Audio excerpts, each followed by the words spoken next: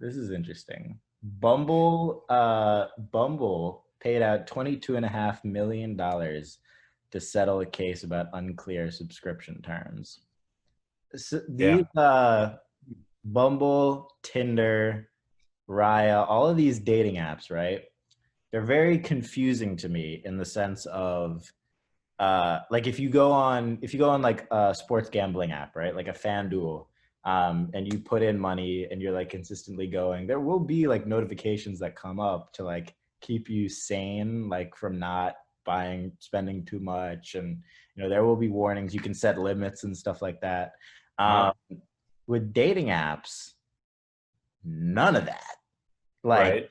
you got the boosts, a buddy, we call them boosties. You got the boosties, and then you've got your subscriptions, and then you've got all your different things in here and there. I don't even Yep. use most of them. I don't think I've ever been on Bumble, but it's really crazy how little is disclosed. And then to see this, I want to ask what the sort of context is here. I think it has to do with automatic renewals, but what happened? Yeah. So there's laws about when you offer somebody what's called an automatic renewal program, where somebody is automatically charged unless they take some affirmative step to cancel. It's like a classic subscription model. There are laws about what the customer needs to see before they submit their billing information. They need to see the terms of, when they're going to be charged, how much they're going to be charged, how they can cancel, and there's different requirements based on the state that you're in or what state's law applies. But basically, you need to have the terms up front. You need to know when you can cancel by and how to do it and so on. And in California, there's additional rules like when you sign up for a subscription, you need to receive an acknowledgement email that goes over all the terms again and shows you how to cancel. There needs to be a way for you to cancel online if you signed up online and so on. And it's a big area of litigation because a lot of brands, big and small, screw up the disclosure requirements and the acknowledgement and so on. And that's part of what happened here with Bumble was when you signed up for whatever their premium recurring automatically billed feature was, there weren't those disclosures at the time. You weren't told how to cancel. You weren't really told when you would be charged. And so that was just ripe for this class action, which ended up settling for, a significant amount of money. But it's the kind of thing that, Bumble is by no means alone here. These kinds of cases are filed all the time, especially in California. California sees so many of these consumer protection class action lawsuits because it's such a consumer friendly state. Like California has some of the most consumer friendly, protective, you could say anti-business laws on the books, and courts are much more consumer leaning in those cases than elsewhere in the country. So Bumble screwed this one up in a big public way, but tons and tons of businesses face these kinds of lawsuits just because they're, most of the time just not aware of what they need to do before somebody submits their payment information. That's crazy for companies as big as that not to have people like yourself or anybody for that matter involved in, at least from a consulting perspective, Yeah, is it's like it's.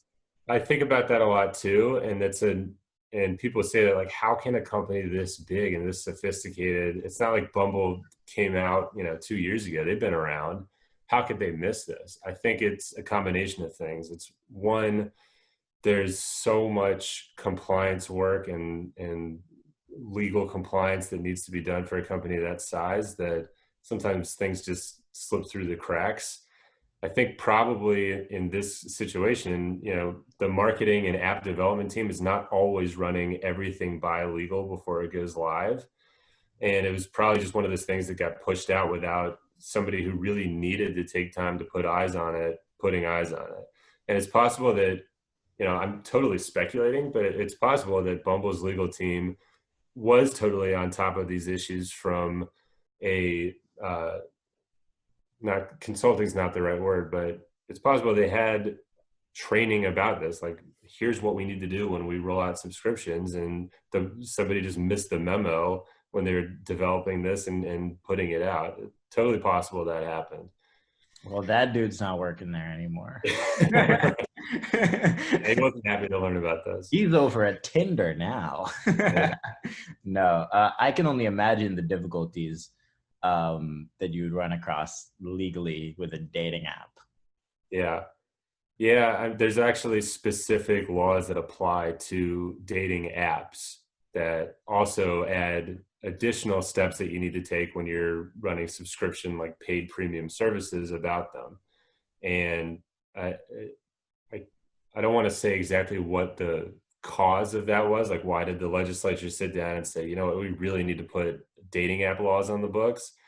But I know that when the FTC does their like year in review scam report, where they talk about like how much money was lost to fraud this past year, what were the big areas of, what were the big topics or contexts in which fraud happened, romance scams is always in the top three. So it's possible it came from that. Yeah, like people get swindled out of money on just being catfished and like fake promises of meeting up and all this all of the time. And it's wild to me. Like, I know somebody I went to school with, who was by no means a dumb person, was posting on Facebook about how he got defrauded out of, I think it was close to $10,000, basically just being catfished online. And it's like, this is happen, though? How do you give somebody money who you've never met?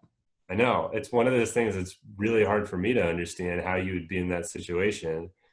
But, and I also sort of questioned this guy's decision to post it on Facebook and tell everybody like, hey, I got defrauded by a catfish. But yeah, I mean, it happens all the time, and it's not just like the kinds of people maybe you would envision being susceptible to this kind of thing. It's like widespread. It's beyond me. That's crazy. Yeah. I mean, I've seen, I understand it while also not understanding it. Yeah, that's right. Me too. That's a tricky one. Yeah, you read the FTC's guides that they put out, or you know, how to stay safe online, and they'll say things like, don't send money to a romantic interest if you haven't, you know, met them. And it's like, yeah, duh, right? Like, of course don't do that. But it's still, you know, year after year, a huge issue. And don't send any money to those Nigerian princes trying to come to the States. All of them. Yeah, unless they sound legit, in which case, of course. Invite them to your home. Yeah.